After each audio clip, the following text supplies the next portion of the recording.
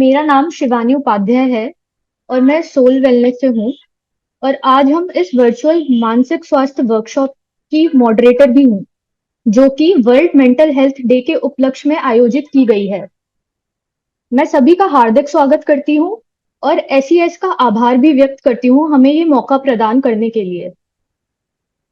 आज का हमारा विषय है सामाजिक और भावनात्मक शिक्षण, जो आपको किशोरी अवस्था के दौरान होने वाली मानसिक स्वास्थ्य की समस्याओं को समझने और समर्थन प्रदान करने में मदद करेगा। तो हमारे साथ सोल वेलनेस की संस्थापक मिस मुस्कान गुप्ता भी हैं, जो सोल वेलनेस के मानसिक स्वास्थ्य प्लेटफॉर्म के बारे में और इसके महत्व के बारे में आपको जानकारी देंगी। और हमारे साथ हैं मिस सुचिता ठक्कर। सुचिता जी आपको वर्चुअल वर्कशॉप के बारे में ज्यादा जानकारी देंगी। सुचिता जी एक पैदियाइक मनोविज्ञान विशेषज्ञ और सोल वेलनेस के साथ जुड़ी एक अनुभवी सेवा प्रदाता हैं और आपके मानसिक स्वास्थ्य में सामाजिक और भावनात्मक पहलुओं पर विचार करने में मदद करेंगी। तो चलिए हम सब मिलकर इस महत्वपूर्ण विषय पर चर्चा करते हैं और नई ज्ञान प्राप्त करते हैं।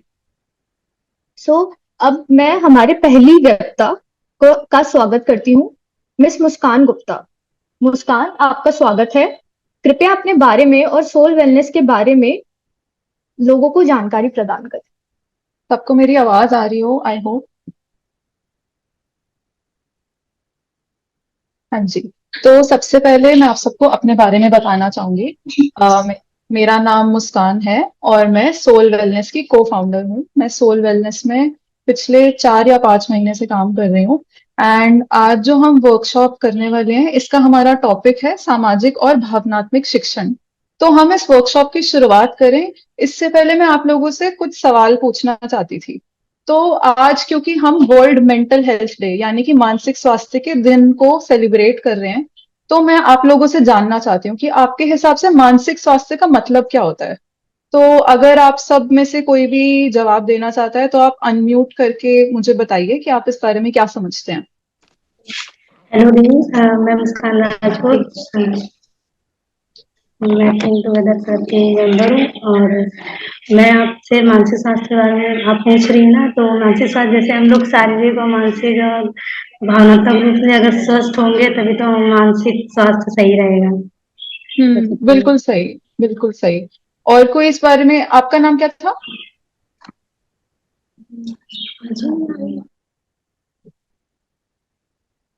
हाँ जी, तो कोई और इस बारे में कुछ कहना चाहेगा, कुछ ऐड करना चाहेगा इसमें? आपने बिल्कुल सही बोला वैसे। हाँ जी, अल्फिया एंड अक्षरा, आपने हैंड रेस किया है।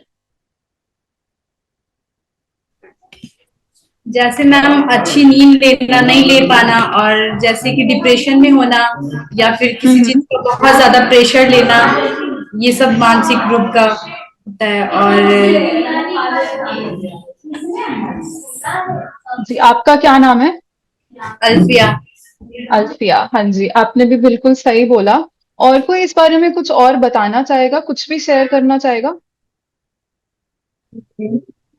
तो मैं बताना चाहूंगी कि जो जैसे डिप्रेशन, स्ट्रेस और ज्यादा तनाव होता है तो उनको ज्यादा मेंटल ऐसी बीमारी होती है, कुछ रिलेटेड हो सकते हैं मेंटल।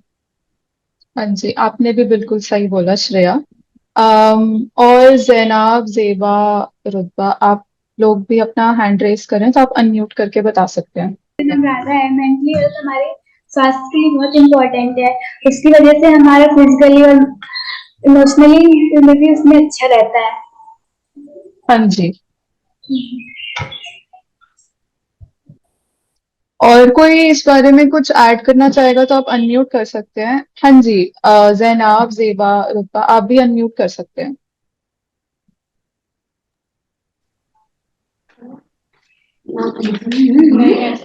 मैम, अगर हम मानसिक स्वस्थ हैं तो इसका असर हमारे पूरे दिन पर ज्यादा पड़ता है, और जो हम अगर कोई वर्क करते हैं तो वो हम कंसंट्रेट कर पाते हैं उस वर्क पे। और अगर हम मानसिक स्वस्थ हैं तो हमारी जो फिजिकली कंडीशन भी अच्छी होगी।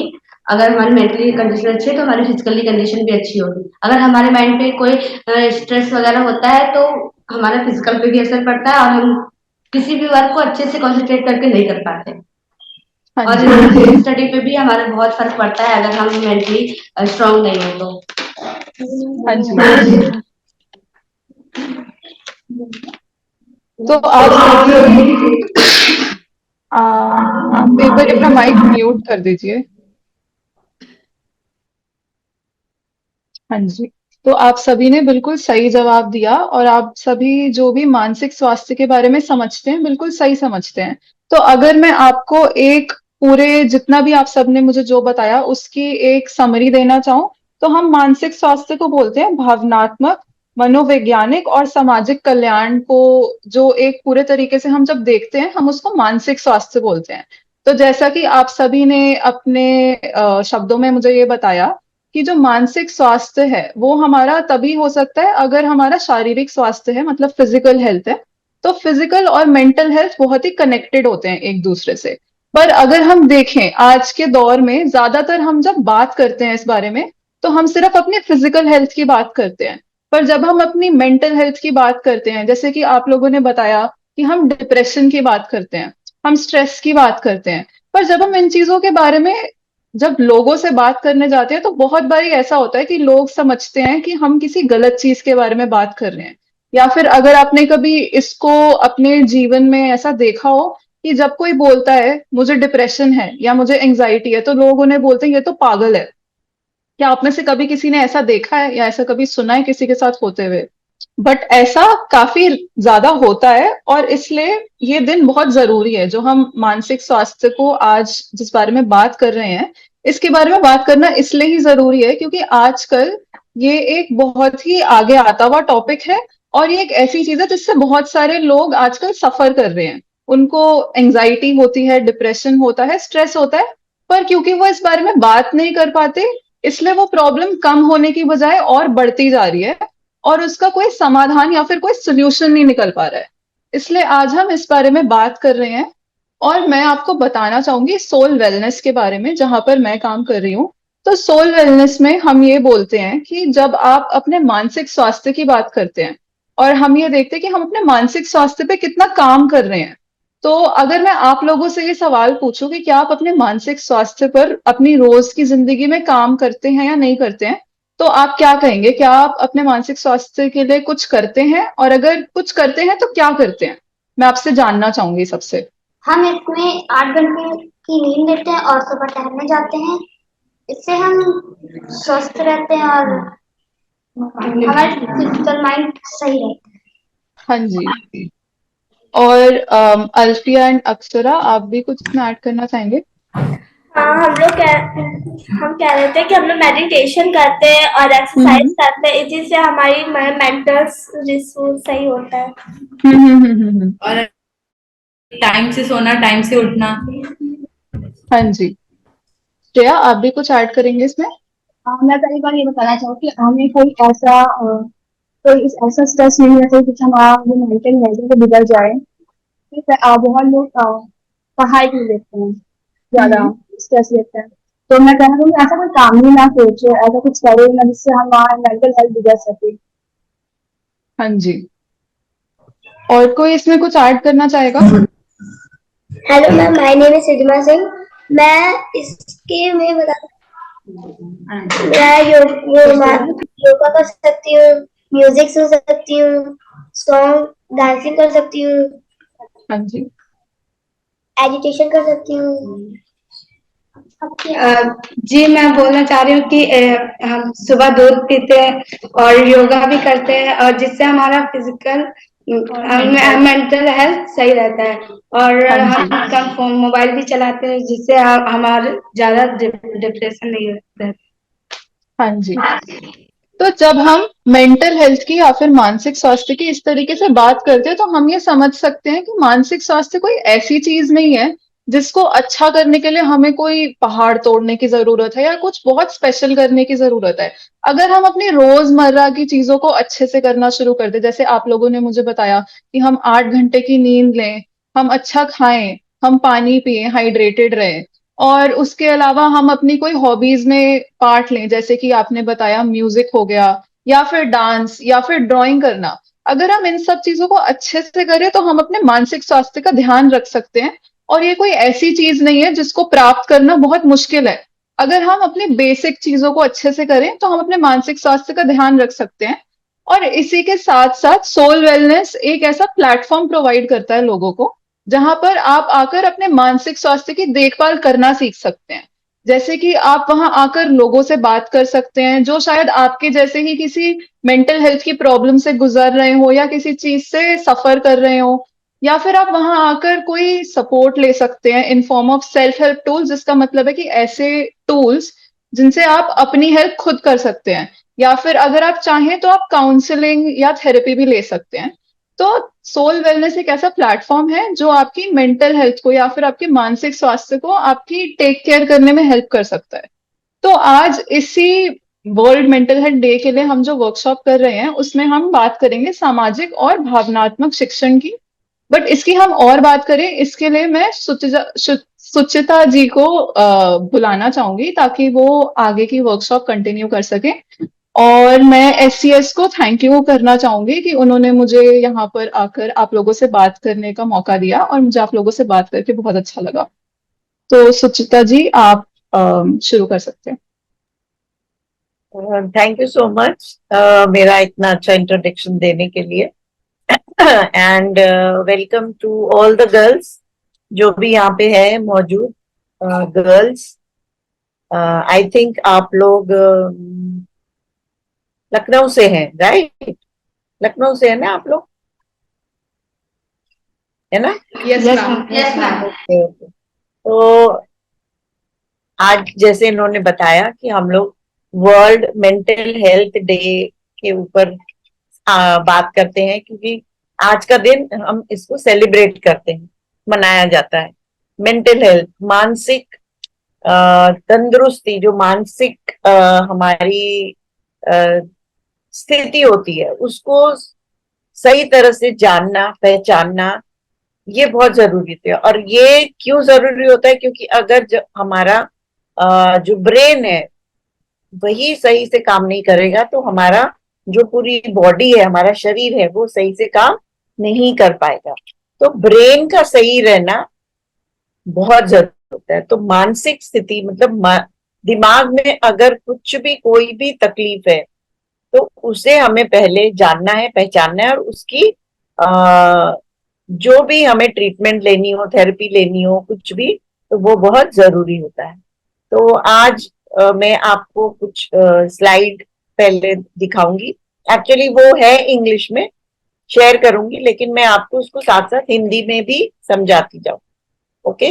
तो ये जैसे उन्होंने बताया कि जो आज का टॉपिक क्या है, सोशल इमोशनल लर्निंग। सोशल मतलब सामाजिक, इमोशनल मतलब भावनात्मक लर्निंग। ओके? तो इसके ऊपर हम चर्चा करेंगे, ठीक है? तो इसमें जैसे आप ये फोटोज देख रहे हो, पिक्चर्स, ये क्या है? हमारी भावनाएं, इमोशंस जिसको हम बोलते हैं। तो हमारी भावनाएं कौन कौन सी होती है? एक होता है हैप्पीनेस, मतलब हम खुश रहते हैं। सैडनेस, जब हम दुखी हो जाते हैं। एक होता है फियर, मतलब जब हम डरे हुए रहते हैं। एंगर, मतलब हम गुस्सा। डिसगाइज, मतलब ऐसे चिड़े हुए रहते हैं। और सरप्राइज, मतलब जब कोई हमें सरप्राइज देता है ना, हम एकदम से शॉक में आ जाते हैं, एकदम से अचानक से कोई कुछ दिखा देता है, या अचानक से जैसे हमारा कोई बर्थडे है तो कोई सडनली कोई हमारे घर आ जाता है, हमें गिफ्ट देता है। So that is a surprise for us, ठीक है? सो ये है हमारे इमोशंस। और हमारे इमोशंस, जो हमारी भावनाएं होती है, वो होती है दो टाइप की। एक होती है पॉजिटिव, जो सही भावनाएं होती है हमारी, जिससे हम खुशी मिलती है। क्यूरियोसिटी, मतलब बहुत ज्यादा सीखने की, जानने की हम कोशिश करते हैं। दूसरी होती है नेगेटिव। नेगेटिव मतलब बुरा, डर लगना, या गुस्सा आना, या किसी से जलन, ये होती है नेगेटिव भावनाएं हमारी। तो दो टाइप की भावनाएं होती है। तो भावना क्या होती है? हमारी अंदर की जो फीलिंग होती है, हमारी अंदर की फीलिंग, या फिर हमारा मूड, और रिलेशनशिप अदर्स विद अदर्स, हमारा जो रिश्ता है दूसरों के साथ, हम कैसा फील करते हैं, खुश या दुखी, या किसी के ऊपर गुस्सा आ रहा हो, या कभी कोई फ्रेंड के साथ हमें लड़ाई झगड़ा हो गया तो हम गुस्सा करते हैं हमें, या फिर जलन होती है किसी से, तो ये होता है हमारी अंदर की फीलिंग। अब सोशल इमोशनल लर्निंग, अब इसमें जो ये हमारा टॉपिक है सोशल इमोशनल लर्निंग, मतलब सोशल मतलब सामाजिक भावनात्मक लर्निंग जो हम सीखते हैं, उसमें कौन कौन सी चीजें आती हैं।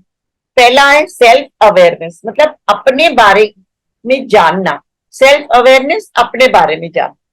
सोशल अवेयरनेस मतलब दूसरों के बारे में जानना, बाहर की दुनिया के बारे में जानना, बाहर के लोग, रिश्तेदार, दोस्त हैं जो भी हैं उनके बारे में जानना है। रिलेशनशिप स्किल्स, रिश्तेदारी किसी के साथ भी निभाना, चाहे वो दोस्त हो, मम्मी पापा हो, किसी के साथ भी रिश्तेदारी कैसे निभाते हैं, वो एक स्किल, वो हमें खुद से आना चाहिए कि हम किस तरह किससे रिश्तेदारी निभा पाते हैं। रिस्पॉन्सिबल डिसीजन मेकर, अगर हमें कुछ करना है जीवन में, सपोजिंग आज मैं सोच रही हूँ कि चलो आज मैं बैठी हूँ, मुझे मार्केट जाना है, ठीक है, तो मैं पहले सोच रही हूँ जाऊं ना जाऊं, मुझे समझ में नहीं आ रहा, डिसीजन नहीं ले पा रही, जा रही हूँ न जा रही, तो डिसीजन में लेना, सही डिसीजन लेना, वही सही डिसीजन जो हमारे लिए अच्छा हो वही हम लें। उसमें हमें क्या कहते हैं, एक शिक्षा मिलनी चाहिए उसके लिए कि किस तरह से कौन सा डिसीजन हमारे लिए सही है, कौन सा गलत है, कौन सा डिसीजन हमें लेना चाहिए या नहीं लेना चाहिए। फिर आता है सेल्फ मैनेजमेंट, खुद को कैसे मैनेज करें, मतलब खुद की देखभाल किस तरह करें, खुद को किस तरह संभालें। अगर दूसरा कोई हमें नुकसान पहुंचाने की कोशिश कर रहा हो, या हमें छेड़ रहा हो, या कुछ और कर रहा हो, तो हमें अपने आप को किस तरह से बचाना है, किस तरह से उसका सामना करना है, ये खुद को आना चाहिए, ये हमें सीखना चाहिए। और ये सारा कुछ हमें कहाँ से सीखने को मिलता है? स्कूल से। कहाँ से सीखने को मिलता है? स्कूल से। टीचर सिखाते हैं और हमारे पेरेंट्स भी हमें सिखाते हैं। अब सोशल इमोशनल लर्निंग है क्या? अब ये है एक ऐसी चीज, ability to be aware of themselves and the feelings of others, मतलब अपने बारे में जानना और दूसरों के बारे में या उनकी फीलिंग के बारे में जानना, इसको कहते हैं सोशल इमोशनल लर्निंग या सामाजिक भावनात्मक शिक्षा। इसको हम, इसका मीनिंग ये होता है, it is knowing when to talk and when to be quiet and listen. ये भी हमें सीखने को मिलता है कि अगर जब कोई बात कर रहा हो, बड़े कोई बात कर रहे हो, या हमारी टीचर कोई बात कर रही हो, हमें कब क्या बात करनी है, कब क्या बोलना है, ये सीखना है, कब चुप रहना है और किस तरह से सुनना है, किस तरह से जवाब देना है, ये सारा कुछ सीखने को मिलता है।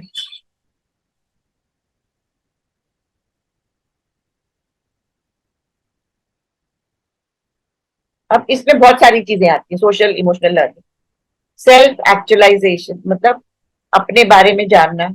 एस्टीम नीड्स, एस्टीम मतलब खुद को कभी भी ये नहीं समझना कि मैं किसी से कम हूं, कभी भी ये नहीं सोचना कि मैं किसी से कम हूं, हमेशा यही कोशिश करना कि मैं इससे ऊपर हूं, इससे बढ़कर हूं।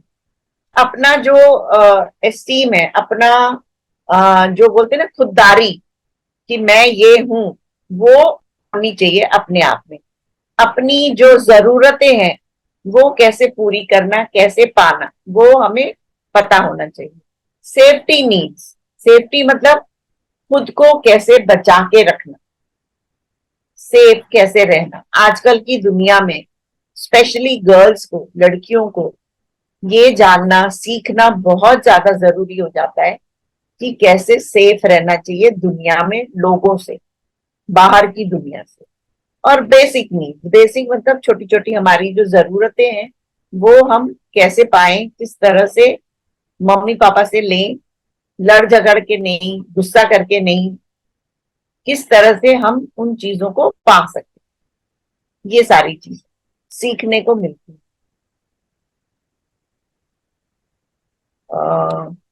ये एक वीडियो है जो आप लोग देखो, हिंदी में ही है ये, तो आपको अच्छे से समझ में आए।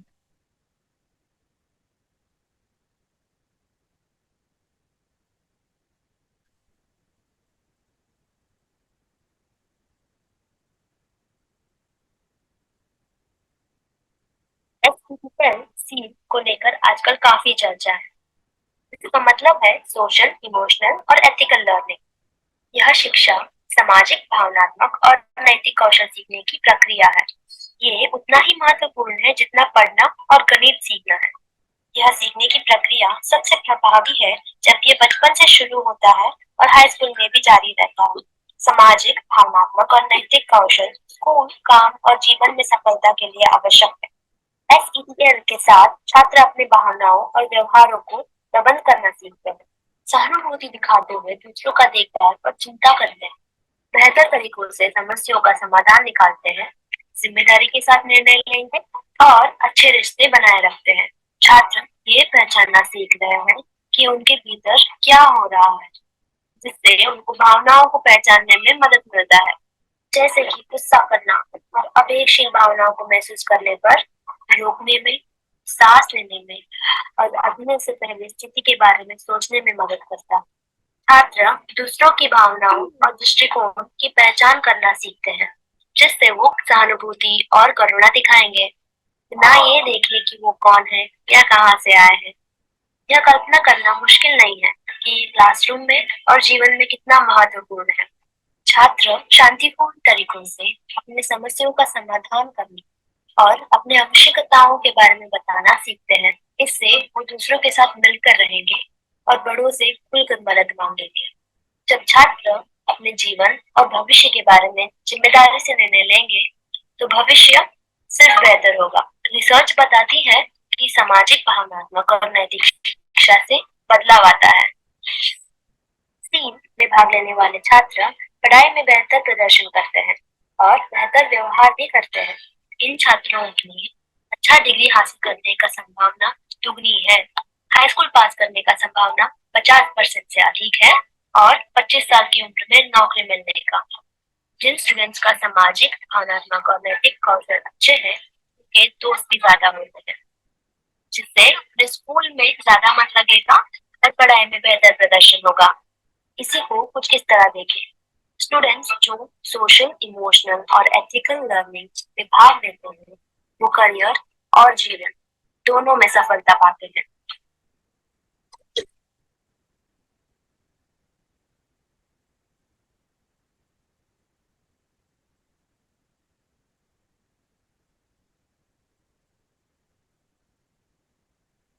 ये समझ में आया सबको? Hello, okay.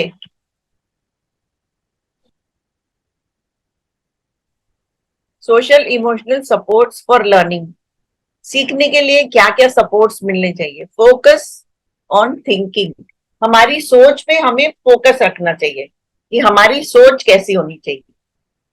Manage our behaviour, हमारा जो खुद का व्यवहार है, बिहेवियर है, उसको सही तरह से, किस तरह से सही तरह से मैनेज करना है, सही तरह से उसको सही ढंग से अपनाना है और दूसरों के प्रति दिखाना है अपना बिहेवियर।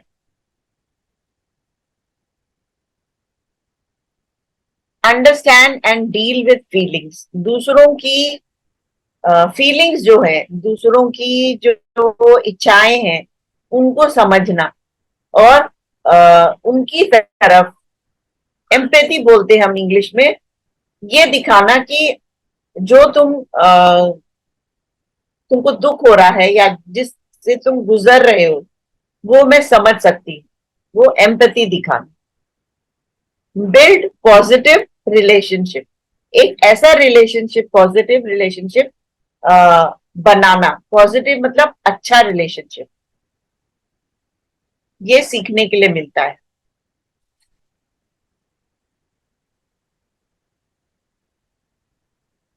तो SEL का मतलब क्या होता है? Social emotional learning. इससे क्या मिलता है? जितने भी बच्चे हैं, चाहे वो कोई भी एज के हों, कोई भी उम्र के हों, to better comprehend their emotions, to feel those emotions fully and demonstrate empathy for others. मतलब अपनी जो भावनाएं हैं उनको अच्छे से समझना,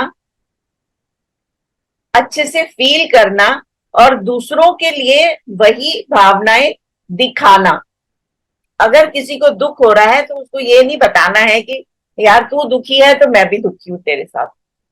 उसको ऐसा दिखाना है कि मैं समझ सकती हूँ कि तुम किस दौर से गुजर रही हो, तुम्हें कौन सा दुख है, मैं तुम्हारे साथ खड़ी हूं तुम्हारा दुख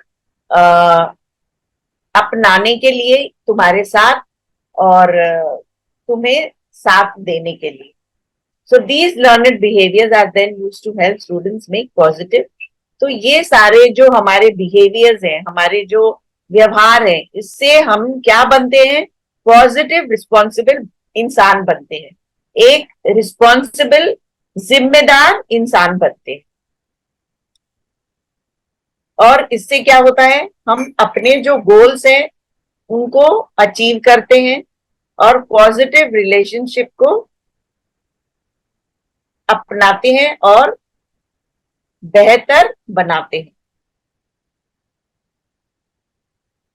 तो ये पहले भी मैंने आपको बताया था कि SEL में क्या होता है, सोशल इमोशनल लर्निंग में सेल्फ अवेयरनेस, खुद को पहचानना, सेल्फ मैनेजमेंट, खुद को किस तरह मैनेज करना है, किस तरह बाहर लोगों से बात करना है, बाहर लोगों के साथ किस तरह व्यवहार करना है, सोशल अवेयरनेस, बाहर की दुनिया कैसी है उसके बारे में जानना, रिलेशनशिप किस तरह निभाने हैं, और डिसीजन जो भी हम लेते हैं वो किस तरह से लेने हैं, हमारे लिए कौन से अच्छे हैं या कौन से अच्छे नहीं हैं।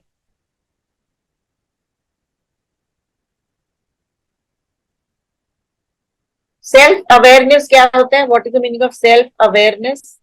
खुद को पहचानना है, टू रिकॉग्नाइज योर इमोशंस, अपने जो भावनाएं हैं उनको पहचानना, रिकॉग्नाइज मतलब पहचानना, and how they impact your behaviour, और आपके व्यवहार के ऊपर उसका कैसा असर होता है वो समझना, acknowledging your strengths and weaknesses to better gain confidence. तो अपनी जो कमजोरी है या अपनी जो ताकत है उसको बेहतर तरह से समझना, कॉन्फिडेंस लेके आना अपने आप में और अपने आप को एक अच्छा इंसान बनाना। Self management, to take control and ownership of your thoughts, emotions and actions in various. तो अपने आप पे कंट्रोल करना, अपने थॉट्स, जो अपने विचार हैं, अपने इमोशंस हैं, जो एक्शंस हैं, उन पे कंट्रोल करना, उनको समझना और मैनेज करना, और अपने जो गोल्स हैं कि हमें ये जीवन में पाना है, हमें इस तरफ हमें शिक्षा में उत्तीर्ण होना है या पास होना है, 12th पास करना है, तो वो गोल्स को अचीव करना है, उस गोल्स तक हमें पहुंचना है। Social awareness, ability to put yourself in the shoes of another person who may be from a different background or culture from the one you grew up with। तो social awareness मतलब दूसरों को कैसे पहचानोगे? जब आप खुद को उनके जूतों में पैर रख के देखोगे, उनकी फीलिंग्स को समझोगे, तभी आप समझ पाओगे कि ये इंसान कैसा है, किस दौर से गुजर रहा है, इसको क्या दुख है, इसकी क्या फीलिंग्स है, तभी आप समझ पाओगे। To act with empathy and in an ethical manner within your home, school and community. Empathy मतलब दूसरों की फीलिंग्स को समझना, चाहे वो घर में, चाहे वो स्कूल में, चाहे वो आसपास के लोग हों। कहीं पे भी आपको लगे कि किसी को भी आपकी जरूरत है तो आपको उसकी हेल्प करनी चाहिए।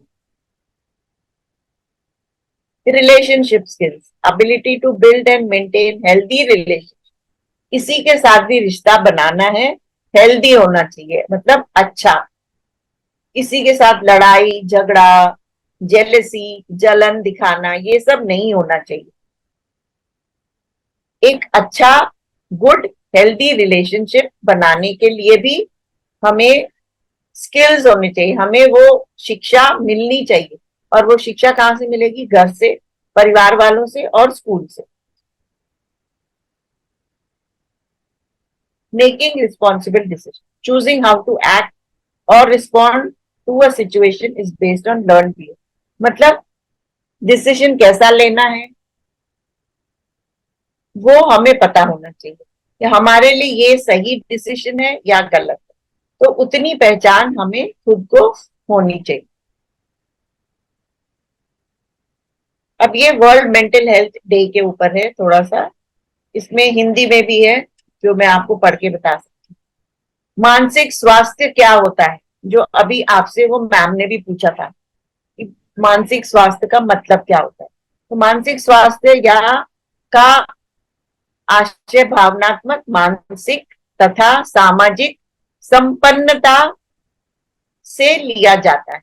मानसिक स्वास्थ्य एक व्यक्ति को अपनी क्षमताओं का एहसास करने, विश्वास पैदा करने की अनुमति देता है कि वे जीवन में तनाव का सामना कर सकते हैं और अपने काम या कार्यों के माध्यम से अपने समुदाय के विकास में मदद कर सकते हैं।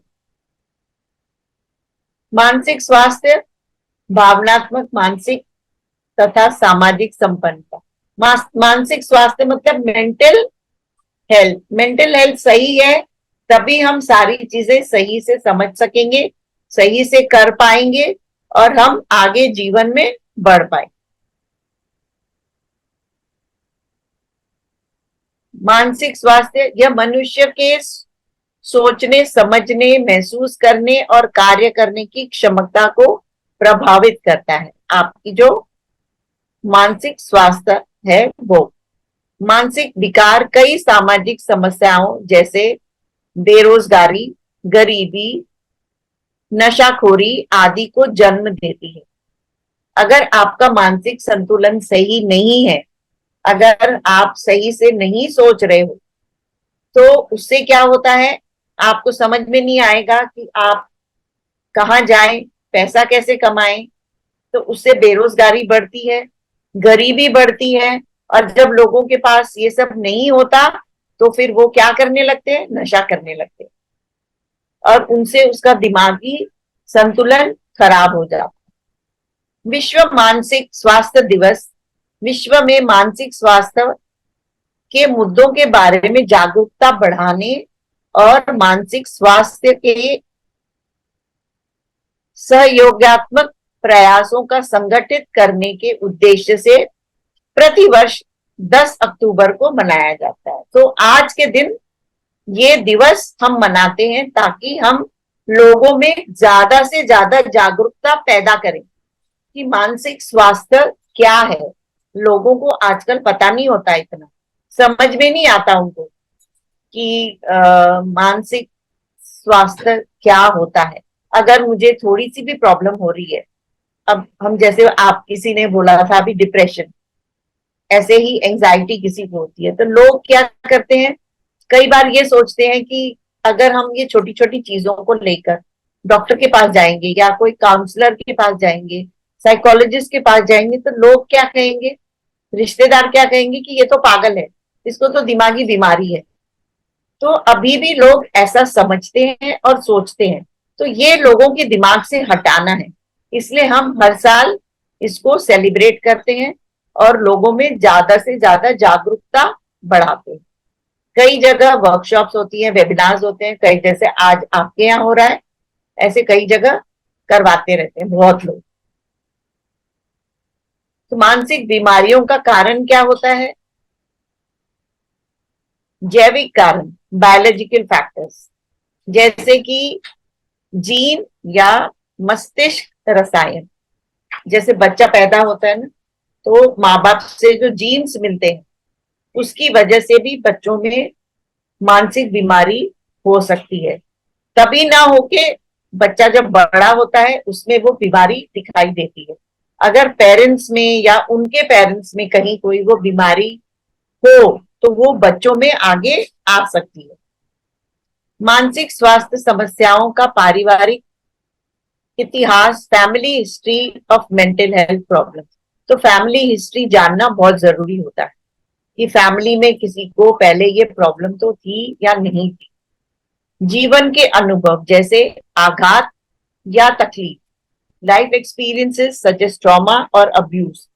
अगर किसी के जीवन में कोई भी पास्ट में या प्रेजेंट में भी ऐसी कोई घटना घटी हो जिसकी वजह से उसका दिमाग पे असर हो जाता है, दैट बिकम्स अ ट्रॉमा। एक सदमा जैसे होता है ना, सदमा होता है, उसकी वजह से मानसिक बीमारी हो सकती है। जीवन में अवसाद रूपी वातावरण के कारण डिप्रेसिव एनवायरनमेंट, तो डिप्रेशन भी हो सकता है। अगर आपका वातावरण सही नहीं है, एनवायरनमेंट सही नहीं है, तो आपको डिप्रेशन जैसी बीमारी भी हो सकती है। बचपन का आघात लगने के कारण चाइल्डहुड ट्रॉमा, कई बच्चों को बचपन में स्कूल में अगर टीचर ने कभी मारा हो, पनिश किया हो, या पेरेंट्स ने कभी बच्चों को इग्नोर करते ना, जैसे मना कर देते हैं, बच्चों की जो जरूरतें हैं पूरी नहीं करते हैं, या फिर किसी कोई बच्चे का अब्यूज हुआ हो बचपन में, तो उन बच्चों के लिए बहुत ज्यादा दिमागी संतुलन उनका खराब हो जाता है। उसकी वजह से जब वो बड़े होते हैं तो उनको ये बीमारियां होती हैं, मानसिक बीमारियां।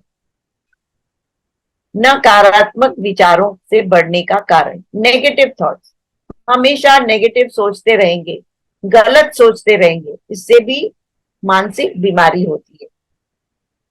अनहेल्दी आदतें जैसे कि पर्याप्त नींद ना लेना या खराब खान पीन की वजह से, नींद पूरी नहीं हो, खाना पीना अच्छा ना हो, उसकी वजह से भी बीमारी होती है। ड्रग्स या अल्कोहल, दारू पीना, ड्रग्स लेना, नशा करना, इसकी वजह से भी मानसिक बीमारी होती है। एक लंबी बीमारी के उपचार के बाद ट्रीटमेंट विद क्रॉनिक डिजीज, और उसके बाद फिर लोग कहाँ जाते हैं, ट्रीटमेंट कराने के लिए। लंबी सी बीमारी के बाद उसका फिर ट्रीटमेंट कराने जाते हैं लोग। तो early symptoms of mental health, ये सिम्टम्स है मेंटल हेल्थ इलनेस के। कॉन्सेंट्रेट नहीं कर पाते हैं हम लोग, जब बच्चे पढ़ते हैं ना, अपनी पढ़ाई में कॉन्सेंट्रेट नहीं कर पाते, फोकस नहीं कर पाते कि पढ़ रहा हूं लेकिन मुझे याद नहीं आता, ध्यान पढ़ाई में नहीं रहता, इधर उधर ध्यान भटकता रहता है। एक्सेसिव फियर और वरीज, बहुत ज्यादा डर दिमाग में बैठ जाता है या बहुत ज्यादा चिंताएं खाती है, तो ये मेंटल इलनेस होती है। एंगर मैनेजमेंट, बहुत ज्यादा गुस्सा, गुस्सा भी एक बीमारी है। सुसाइडल थिंकिंग, कई लोगों को ऐसा होता है ना, जैसे कई बच्चे होते हैं एग्जाम में पास नहीं हुए तो वो कई बार ये सोचते हैं कि अपने आप को मार दूं, सुसाइड कर दूं, ये एक मेंटल बीमारी है। एक्सेसिव यूज ऑफ अल्कोहल, बहुत ज्यादा अल्कोहल पीना, ड्रग्स लेना।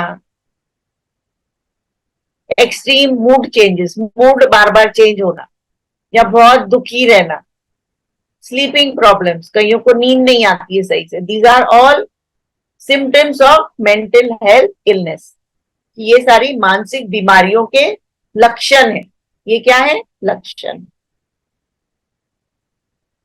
अब इसको बेहतर बनाने के लिए हमें क्या करना चाहिए, दूसरों से जुड़े रहें, अपने आप को अलग ना समझें, पॉजिटिव सोचें, हमेशा शारीरिक रूप से सक्रिय रहें, सही रहें, सही खान पान, दूसरों की मदद करते रहें, किसी को भी मदद की जरूरत हो उसकी मदद करें, पर्याप्त नींद और समय पर सोएं, समय पर जागें। कितने घंटे की नींद करनी चाहिए हमें प्रॉपर रात को? कितने घंटे? 8 घंटे की। 8 घंटे, सही है। हेल्दी डाइट, अच्छा खाना खाना चाहिए, हमारा मूड बेहतर रहना चाहिए हमेशा।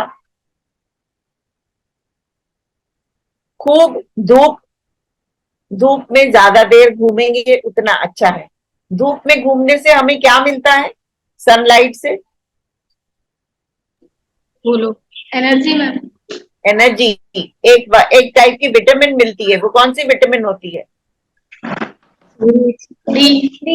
विटामिन डी, जो हमारी हड्डियों के लिए बहुत ज्यादा अच्छी होती है।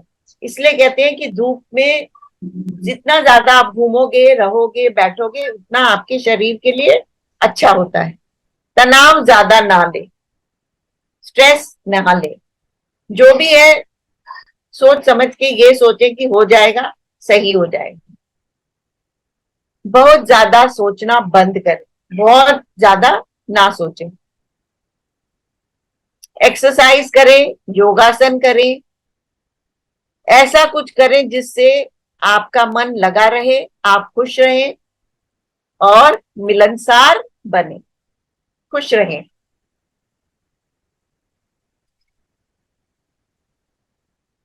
ओके, सो दिस इज, ये लास्ट वीडियो है जो मैं आपको दिखा रही हूँ।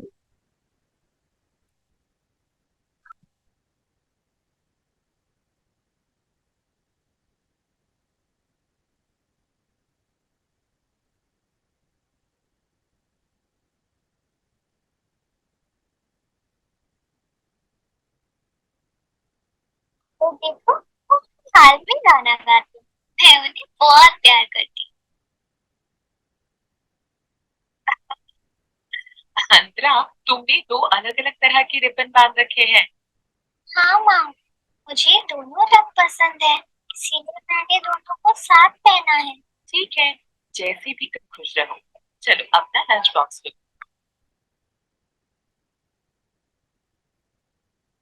कोई बात नहीं कर रहा, शायद मैं इनके ग्रुप में रहने की लायक नहीं हूँ। सबके पास सुंदर सुंदर टिफिन है और सब साथ में खाना खाते हैं। हाँ, तो साथ में बैठता। हेलो अंतरा, क्या तुम मेरे साथ बाहर चलना चाहोगी? क्या तुम ठीक हो बेटा? मैंने देखा कि तुम कुछ परेशान हो। सब ठीक तो है? मेरा कोई दोस्त नहीं है, मैं अपने आप को बहुत अकेला महसूस करती हूँ, क्योंकि मैं सबको एक दूसरे के साथ बात करते, खेलते और गाना गाते सुनती हूँ। मुझे लगता है मैं उनके ग्रुप का हिस्सा कभी नहीं बन सकती। कोई मुझसे बात नहीं करता, कोई मुझसे अपनी टिफिन भी नहीं बांटता, मैं हमेशा अकेले खाती हूँ। अंतरा, मुझे गर्व है कि तुमने अपने मनोभावों को व्यक्त किया। तुम्हारी माँ ने पौष्टिक खाना दिया है, जो कि एक सुंदर टिफिन बॉक्स से कहीं बेहतर है। मैं समझ सकती हूँ कि कई बार ये तुम्हारे लिए काफी कठिन होता है, लेकिन तुम्हारे अंदर ऐसी परिस्थितियों में भी सकारात्मक तरीके से कार्य करने की क्षमता है। तुम अकेली नहीं, तुम अपने चुने तरीकों से ऐसे मनोभावों से निपट सकती हो। मेरी माँ कहती है कि जब भी कभी मैं अपनी भावनाओं को नियंत्रित न कर पाऊँ तो इस गाने को गाऊं और इससे मुझे सुकून मिलता है। ओह, इसलिए तुम कोने में बैठकर ये धुन गुनगुना रही थी।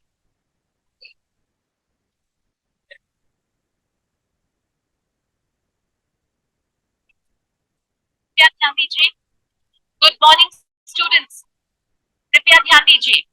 हमारा विद्यालय एक अंतर विद्यालय गायन प्रतियोगिता आयोजित करवा रहा है। अगर आप इसमें भाग लेना चाहते हैं तो यहाँ आए और कक्षा के लिए कुछ पंक्तियां गाएं।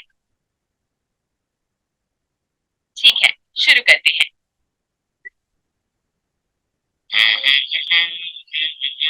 अच्छा प्रयास बच्चों। और कोई? अंतरा, हाँ, क्या तुम कक्षा को अपनी प्रतिभा दिखाना चाहोगी? हाँ। वो तो अलग अलग रंगों के रिबन बांधे हुए हैं, इतनी बेवकूफ है। मैम कितनी अच्छी है और मेरी मदद करती है। माँ ने मुझे प्रेरणा दी जिसके कारण आज मैं अच्छा गा सकती हूँ। मैं अपनी प्रतिभा दिखा सकती हूँ।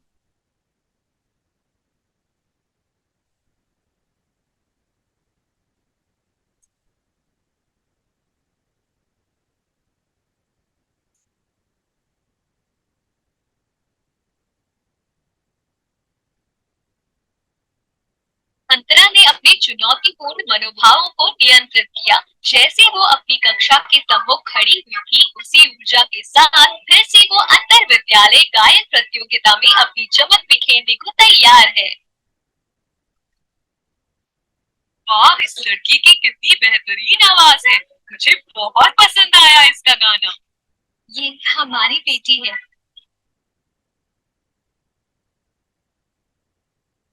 अंतर विद्यालय गायन प्रतियोगिता का पुरस्कार दिया जाता है अंजना को।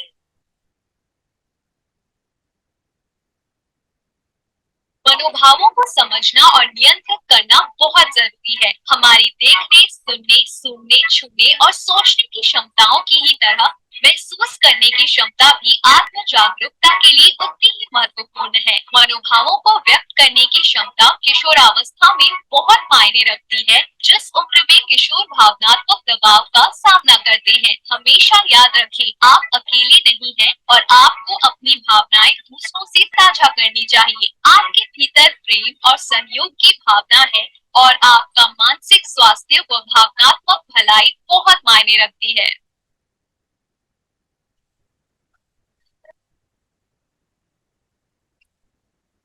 तो स्टूडेंट्स, कैसा लगा आप लोगों को?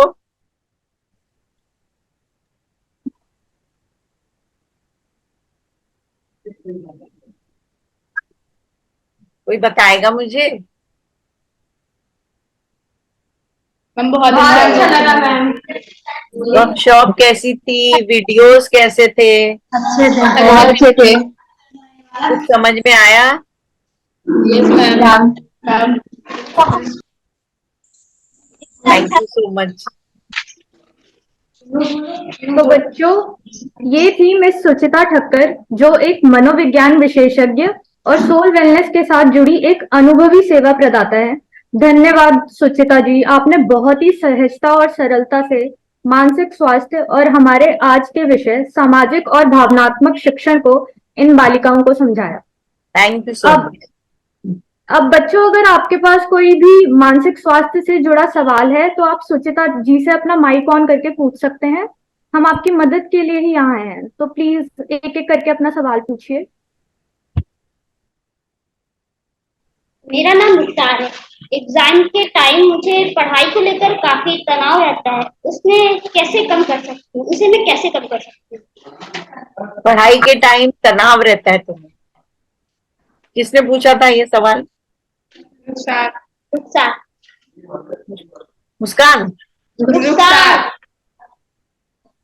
ओके, देखो, पढ़ाई के समय तनाव रहना ये कोई गलत बात नहीं है। तनाव सभी को रहता है, लेकिन अगर हम अपना मन शांत करके पढ़ाई करें, ये सोच के कि हमें एग्जाम देना है और हम ये कर पाएंगे, तनाव लेके ये सोच के कि पढ़ाई नहीं होगी, नहीं हो रही हमारे से, तनाव तभी आता है जब हम सोचते हैं कि पढ़ाई मुश्किल है, हम नहीं कर पाएंगे, तभी तनाव हमारे दिमाग में आता है।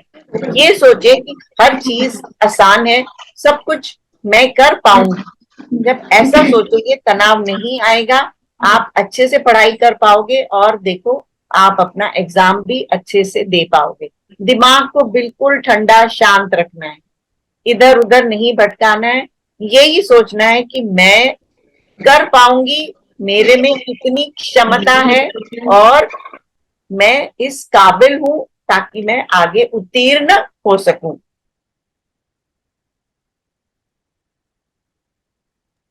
Thank you ma'am. मेरा नाम है और एक पागल व्यक्ति में अंतर कैसे करेंगे, कैसे समझेंगे कि ये डिप्रेस है या फिर पागल है? एक पागल, डिप्रेस और पागल व्यक्ति में अंतर कैसे करेंगे, अंतर क्या होता है? I didn't get her question. Can you please tell me? Ma'am ये पूछ रही है कि डिप्रेस्ड और पागल व्यक्ति में अंतर कैसे करेंगे। डिप्रेस्ड और पागल। हाँ जी। देखो, पागल जैसा शब्द कोई नहीं होता। आजकल हम किसी को भी पागल नहीं कहते, चाहे वो किसी भी मानसिक बीमारी का रोग पीड़ित हो। ठीक है, कोई भी मानसिक रोग हो किसी को भी, हम उसको पागल नहीं कहते, हम उसको यही कहते हैं कि मानसिक रोग है, मानसिक अस्वस्थता है उसमें। डिप्रेशन उनको होता है। अब डिप्रेशन के लिए देखो सिम्टम्स अगर हम देखें तो लोग कई बार ऐसा करने लगते हैं, उनको किसी से बात नहीं करना, अलग रहना, कोई काम में उनकी इच्छा नहीं होती करने की, पढ़ने में शौक नहीं रहता, बाहर घूमने नहीं जाते, घर में बैठे रहते हैं। वो इसलिए ऐसा करते हैं क्योंकि कभी उनको लगता है कि, या फिर उनके जीवन में कभी ऐसा हुआ हो कि पढ़ाई में मैं बहुत अच्छा था, उसके बाद पता नहीं क्या हुआ, मेरा जो ग्रेड है या मेरा जो रैंक है वो नीचे आ गया। मैं पहले सेकंड थर्ड आता था, अब मैं बिल्कुल नीचे आ गया 19th या 20th नंबर पे। तो ऐसा जब वो सोचने लगता है तो उसको लगता है मेरे में कोई कमी है, मैं किसी चीज के काबिल नहीं हूं। तो वो यही सोचता है, नेगेटिव नेगेटिव नेगेटिव सोचने लगता है। तब उसमें वो डिप्रेशन के सिम्टम्स दिखाई देते हैं और वो अपने आप को अलग करने लगता है कि मुझे किसी से बात नहीं करनी, मुझे किसी से मिलना जुलना नहीं है, क्योंकि मैं तो किसी चीज के लायक ही नहीं, किसी चीज के काबिल ही नहीं। तभी हम कहते हैं कि ये इंसान डिप्रेशन में जा रहा है, ये डिप्रेसिव है। तो डिप्रेशन भी कई तरह के होते हैं, लो, सॉरी, मीडियम, मॉडरेट, सिवियर। ठीक है, तो सिवियर तो बहुत ज्यादा हो जाता है, लेकिन कई लोगों को होता है थोड़े टाइम के लिए, फिर वो अपने आप ठीक हो जाता है। अगर वो अपने दिमाग को सही तरह से चलाए, पॉजिटिव थिंकिंग रखे, तो वो इंसान सही हो जाता है। पागल लेकिन कोई नहीं होता, चाहे कितनी भी कोई भी बीमारी हो, मानसिक बीमारी। हॉस्पिटल में एडमिट होते हैं ऐसे भी लोग जिनको मानसिक बीमारी होती है, आपने नाम भी सुना होगा कई, स्किज़ोफ्रेनिया है, बाइपोलर डिसऑर्डर है, साइकोसिस है, मेनियाक प्रॉब्लम्स है, ऐसे कई सारी बीमारियां हैं। तो इनको हम पागल नहीं कहते, मानसिक रोग।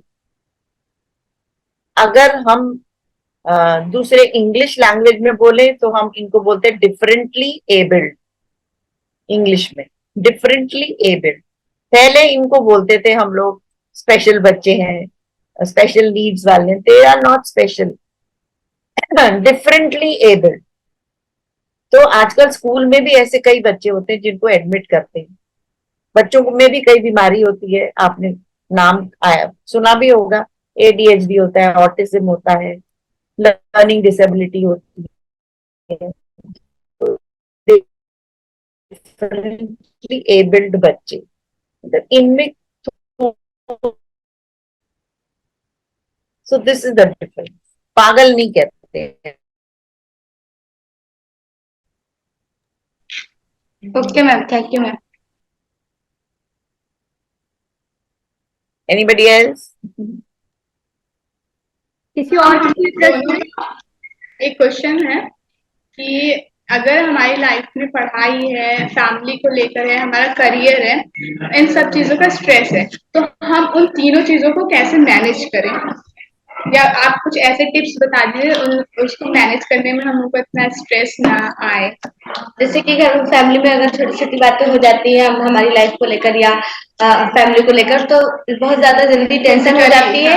और जैसे कि लोग कहते हैं कि सॉन्ग सुन लो या ड्राइव वगैरह मेरा कुछ भी करने का मन नहीं करता है। जब मुझे स्ट्रेस होता है कुछ भी मन नहीं करता है, ऐसा लगता है कि सिर्फ अकेले हो, कोई बात मत करे, ऐसा लगता है। तो हम इस चीज को कैसे मैनेज कर सकते हैं? स्ट्रेस किस बात का लेते हो आप, ये बताओ आप, स्ट्रेस किस बात का? ये हो गई, क्या करियर है, कुछ करना है, फैमिली करियर को लेके, करियर में आगे क्या करेंगे ये सोच के, उसका स्ट्रेस, यही सोच के ना, कैसे करेंगे, कैसे करेंगे, मैनेज करेंगे, कैसे मैनेज करेंगे। ठीक है, स्ट्रेस कैसे मैनेज करेंगे, करियर कैसे मैनेज करेंगे, तो ये अभी से सोचेंगे आप कि कैसे मैनेज करेंगे, कैसे करेंगे।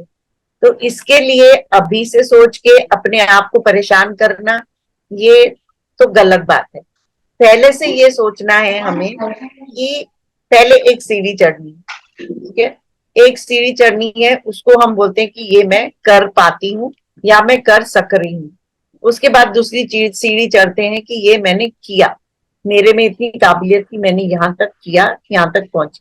स्ट्रेस नहीं लेना, ये नहीं सोचना कि कर पाऊंगी, पहुंच पाऊंगी कि नहीं वहां तक, ठीक है। फिर तीसरी सीढ़ी चढ़ी, फिर उतनी और कॉन्फिडेंस बढ़ेगा कि हाँ मैं यहाँ तक आई, आगे और बढ़े, और कॉन्फिडेंस बढ़ेगा कि इतना और मैं कर पाई, और लास्ट में जब लास्ट सीढ़ी चढ़ोगे कॉन्फिडेंस लेवल और बढ़ेगा, और तब तुम बोलोगे खुशी से मैंने कर लिया, मैं जीत गई। स्ट्रेस खत्म हो जाएगा। एक एक सीढ़ी जब चढ़ोगे ये सोच के कि मैंने ऐसा किया, मैं ऐसा कर सकती हूँ, कितनी मेरे में काबिलियत है, मैंने ऐसा किया, और एंड में मैं वो सीढ़ी चढ़ गई, मैंने पार कर लिया और मैं सक्सेसफुल बन गई। तो स्ट्रेस लेने की जरूरत नहीं है, ये सोचने की जरूरत नहीं कि आगे क्या होगा, कैसे होगा। अभी से या तो प्लान करो कि मुझे ये करना है।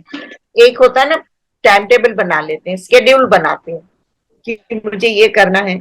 एक वो चूज कर लो कि मुझे करियर में ये वाली स्ट्रीम लेनी है, आर्ट्स लेना है, साइंस लेना है, कॉमर्स लेना है, जो भी लेना है उसके अकॉर्डिंग अपना स्केड्यूल बनाओ कि मुझे ये लेना है, यहाँ इस कॉलेज में जाना है या इस स्कूल में या इस कोचिंग क्लास में जाना है। धीरे धीरे अपना एक स्केड्यूल बनाओ, टाइम टेबल बनाओ, उसके अकॉर्डिंग काम करते जाओ। पहले से सोच के बैठेंगे कि कैसे होगा, ये सोचेंगे कैसे होगा तो फिर वो होगा ही।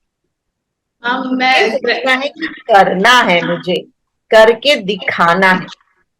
कैसे होगा नहीं, हो जाएगा, कैसे होगा नहीं, ठीक है।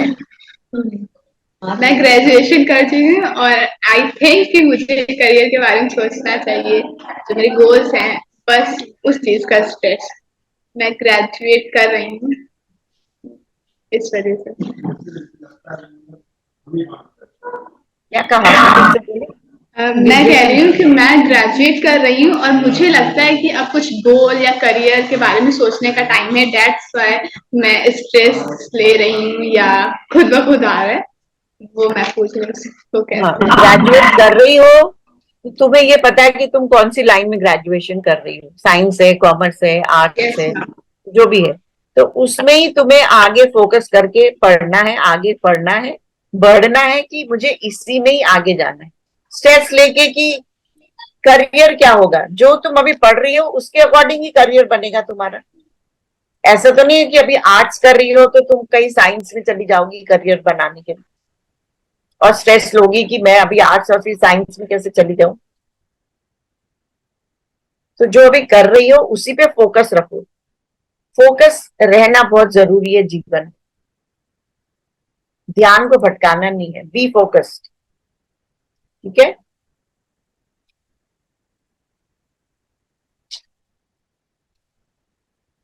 मेरा नाम अल्फिया है। मेरा नाम अल्फिया है। मेरा ये क्वेश्चन है आपसे कि मुझे नींद नहीं आती है, ऐसा क्यों नहीं होता है? आती? रात को कितने बजे सोती हो? हमारी टाइमिंग नींद ही नहीं आती तो सोने का कोई वही नहीं है, और अगर आई भी तो 1 1 2 बज जाता है। पता नहीं ऐसा क्यों होता है। रात को टीवी देखती हो क्या सोने से पहले? टीवी नहीं, फोन थोड़ा बहुत देखते हैं बस। फोन देखना बंद कर दो। रात को सोने से एटलीस्ट 2 घंटे पहले फोन देखना बंद कर दो। और अगर नींद नहीं आती है तो सबसे बेहतरीन चीज है किताब लेके बैठो, पढ़ो। किताब पढ़ोगे उतनी जल्दी नींद आएगी। जब हम भी पढ़ते थे ना, जब एग्जाम के टाइम में भी या पढ़ाई के टाइम में, जैसे ही किताब उठाई ना नींद आनी शुरू हो जाती थी। तो पढ़ोगे नींद आएगी, बट ये नहीं कि नींद आने के लिए पढ़ रहे हैं हम और फिर पढ़ाई ही छोड़ दी हमने, कि बस नींद आ गई और हमने पढ़ाई छोड़ दी, ये नहीं। नींद नहीं आ रही है तो कोई भी किताब पढ़ लो, अपनी कोर्स की किताब नहीं, कोई भी जो आपको अच्छी लगती हो किताब वो लेके पढ़ो। आराम से धीरे धीरे वो पढ़ते पढ़ते पढ़ते पढ़ते नींद आ जाती है। या तो फिर कई लोग ऐसे होते हैं ना, सोने से पहले एक छोटा सा म्यूजिक चला लेते हैं, जो मेडिटेशन वाला म्यूजिक बोलते हैं ना, वेरी सूदिंग मेडिटेशन वाला म्यूजिक, वो चला देते हैं अपने मोबाइल पे, वो सुनते सुनते लोग सो जाते हैं, नींद आ जाती है उससे। लेकिन मोबाइल और टीवी सोने से 2 घंटे पहले बंद कर देना चाहिए। और खाना भी सोने से 2 घंटे पहले खाना।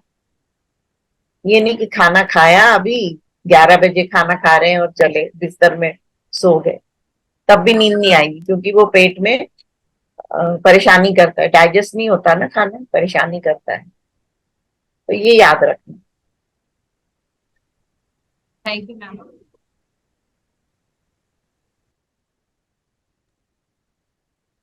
किसी और का और कोई सवाल है?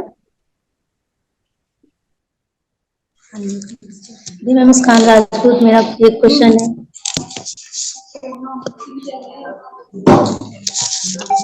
कि जैसे मतलब मेरा एक क्वेश्चन है कि जैसे मतलब मेरी कोई दोस्त है, उससे मैं लड़ाई कर लेती हूँ, तो उसके उसके टेंशन में मेरा पूरा दिन टेंशन में चला जाता है। मतलब मैं सोचती रहती हूँ कि वो लड़ाई कर लिए और वो थोड़ा हेल्प कर देती थी, तो अब कौन करेगा ये। तो इसको मैं मतलब अपने टेंशन को मैं कैसे मैनेज करूँ, कैसे समझूं कि मतलब वही नहीं है और भी मतलब अपनी दोस्त से लड़ाई करती हो, फिर परेशान होती हो, जैसे हो जाती है, कभी कभी दोस्तों में होती है लड़ाई तो हो जाती है, फिर तुम्हें परेशानी होती है, जी क्यों लड़ाई करी, अब मैं कैसे उसको समझाऊं, कैसे बात करूं, यही कह रही हो ना?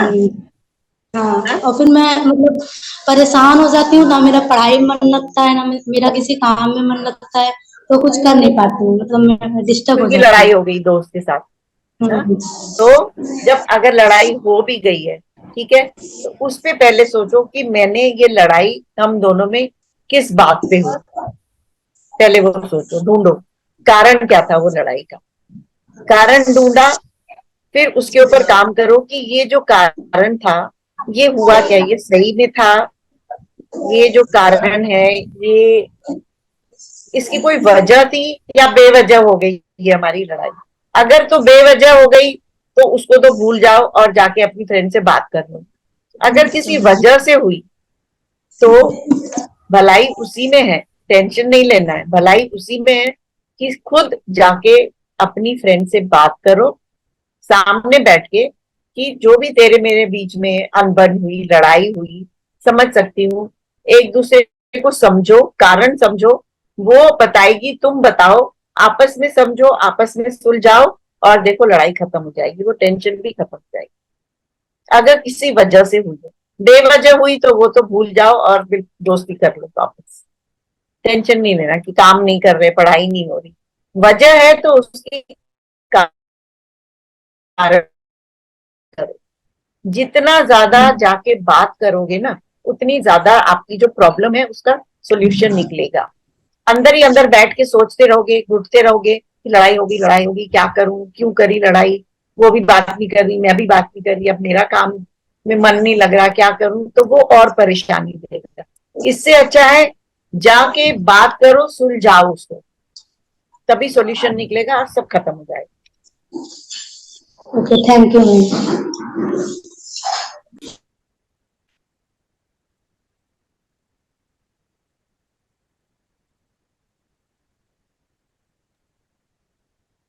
किसी और को कुछ पूछना है? एक आखिरी सवाल आप पूछ सकते हैं सुचिता जी से। हेलो मैम, मेरा नाम स्नेहा है और मेरी एज 29 ईयर्स है। और मैं ये जानना चाहती हूँ कि मेरी ओवर थिंकिंग करने की बहुत आदत है। मैं ओवर थिंकिंग बहुत करती हूँ, जिसकी वजह से मुझे फिजिकली भी बहुत ज्यादा प्रॉब्लम होती है। तो मैं उस मतलब जो ओवर थिंकिंग रहती है उसको कैसे मैनेज किया जाए कि मेरे माइंड में ओवर थिंकिंग ना रहे, जिसकी वजह से नींद भी नहीं आती है और मुझे फिजिकल भी बहुत ज्यादा प्रॉब्लम हो रही है। ओवर थिंकिंग जो भी है, जिस बात पे भी ओवर थिंकिंग हो रही है, ठीक है, जो भी आपके दिमाग में चल रहा है, सवाल आ रहे हैं जो भी ओवर थिंकिंग के, एक काम करो, उसको नोटबुक पे लिख लो कि ये पॉइंट्स है जिस पे मैं ज्यादा सोच रही हूँ। फिर एक टाइम पे बैठ के एक एक जो पॉइंट है उसको पढ़ो, देखो कि वो एक एक पॉइंट का मीनिंग क्या था, किस वजह से मेरे को ये थिंकिंग हो रही थी। जब तुम एक एक पॉइंट पे ढूंढने लगोगी ना कि ये पॉइंट का वजह क्या थी, किस वजह से ये मेरे दिमाग में ये सोच आ रही थी बेवजह। जैसे हम बोलते हैं ना रैशनल इरैशनल, अब मैं हिंदी में इतना तो नहीं समझा पा रही हूँ। ओवर थिंकिंग इसीलिए होती है, अगर इरैशनल थॉट्स हैं, बेकार के थॉट्स आ रहे हैं, तभी हम ओवर थिंक करते हैं। जिनका कोई वजूद ही नहीं होता वही थॉट्स आते हैं, हमें परेशान करते हैं और हम ओवर थिंक करने लगते हैं किसी भी चीज को लेकर। तो पहले वो थॉट्स को, जितने भी थॉट्स हैं उनको लिख लो और एक एक थॉट को बैठ के सोचो जब टाइम मिले, और उस पर लिखते जाओ कि ये थॉट तो बेवजह आया था, क्यों मैं इससे परेशान हो रही थी, क्या ये सच में था, वाकई में ऐसा था, नहीं था तो मैं क्यों परेशान हो रही थी, हटाओ इसको, फिर दूसरे पे आओ। ऐसे करते करते सारे थॉट्स पे जैसे ही काम करोगी सारी तुम्हारी ओवर थिंकिंग खत्म हो जाएगी, क्योंकि ये सारे बेसिकली होते हैं इरैशनल थॉट्स, मतलब जिनका कोई वजूद नहीं, उसी की वजह से ओवर थिंकिंग होती है। होना कुछ नहीं होता, लेकिन हम सोचते रहते हैं कि हो रहा है, कुछ होने वाला है। रियलिटी में देखेंगे तो होना कुछ नहीं होता है, उसका होगा कुछ भी नहीं। जैसे एग्जाम्पल, घर से कोई बाहर जा रहा है, किसी की आदत होती है ओवर थिंकिंग, हाय बाहर जा रहा है, गाड़ी में जा रहा है, आज इतनी ट्रैफिक है, इतनी बारिश हो रही है बाहर, पता नहीं पहुंच पाएगा कि नहीं पहुंच पाएगा, क्या हो जाएगा रास्ते में, ओवर थिंकिंग, इरैशनल थॉट्स तभी आते हैं हमारे दिमाग। होता कुछ नहीं, होने वाला कुछ नहीं है, क्या है, वो बंदे को खुद को अक्ल है, बारिश हो रही है, कहीं ट्रैफिक है, वो खुद ही रुक जाएगा। हम यहाँ बैठे बैठे सोचेंगे उसका कल क्या होगा, हम तो कुछ नहीं कर पाएंगे, हम खुद को ही परेशान कर।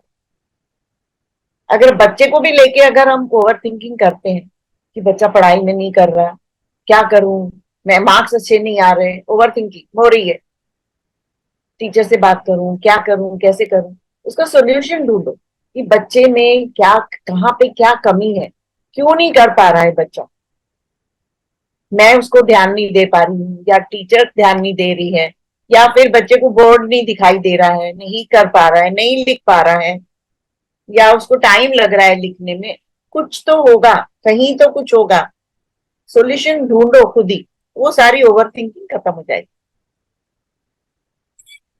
Thank you so much.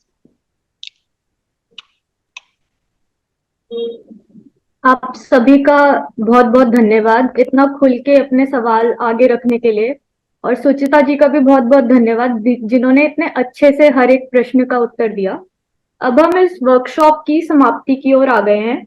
मुझे खुशी है कि सोल वेलनेस आपके साथ इस वर्चुअल मानसिक स्वास्थ्य वर्कशॉप का हिस्सा बन सका। हमारे प्रमुख वक्ताओं मिस मुस्कान गुप्ता और मिस सुचिता ठक्कर का आभार और धन्यवाद प्रकट करती हूँ, जिन्होंने हमें ज्ञान साझा किया, और SES का भी बहुत बहुत आभार व्यक्त करती हूँ। इस सत्र को समाप्त करते समय मैं आप सभी से आभारी हूँ कि आपने इस महत्वपूर्ण विषय पर चर्चा में भाग लिया, और मैं आशा करती हूँ कि आपको इस वर्कशॉप से नया ज्ञान प्राप्त हुआ होगा। धन्यवाद, स्वस्थ रहें और आप सभी का दिन शुभ हो। Thank you so much. Thank you ma'am, thank you so much. Thank you.